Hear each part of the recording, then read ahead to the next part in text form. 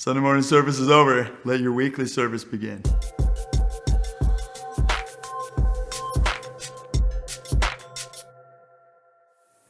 Hey, you guys, here we are again talking about don't be afraid. We got the Advent season upon us. And so what that's talking about is that God came. And they're looking forward to the coming of Jesus. He already came, and he's coming again. And so we can trust him.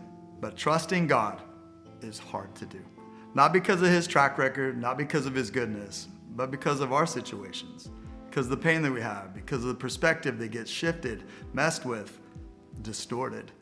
And so I wanted to reintroduce you to something, but let me tell you a little bit about our message. We talked about Hagar, and Hagar was a slave woman, and she was also the mother of Ishmael. And from that union came the Arab nations, and we know that these people are loved by God, and they were loved by God then, and they are now. And yet something happened in all that story where Hagar saw God do some really cool things and forgot about them. And then God showed himself again, over and over again. And there came a point and there came a time for her to really remember that God sees her and God listens to her. And she had to be reminded, just like we do.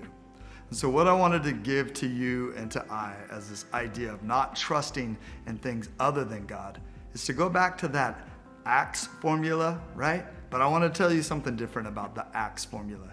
In some prayer and in some journaling, spend some time to make an account, the A, right? Not you are accountable for it, but how has God accounted for himself? How has he shown himself in your life? How has he come through?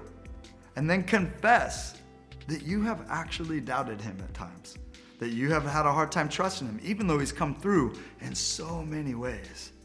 And then I want to ask you to write down ways that you're going to trust God this week and this Advent season even. So make an account for all the things that God has done for you that you couldn't do for yourself. And there's my alarm going off. So here's the other thing. You're going to confess that you have doubted, and you're going to ask God to help you with that. And you're going to trust him and write those things down. And then finally, the S, submit.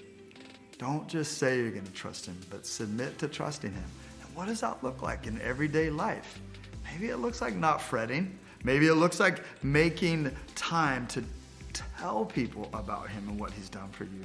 But maybe it's, again, memorizing some passages. Proverbs 3, 5-6. Trust in the Lord with all your heart.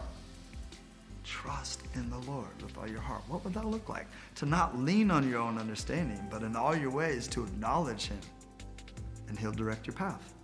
So I'm asking you to look at an account of what he's done. Confess that you've doubted him even though he's been faithful, that you would trust him, and then you'd submit to that trusting by living a lifestyle that looks like you're trusting God. All right, be strong and courageous and let it be contagious. I'll see you next week.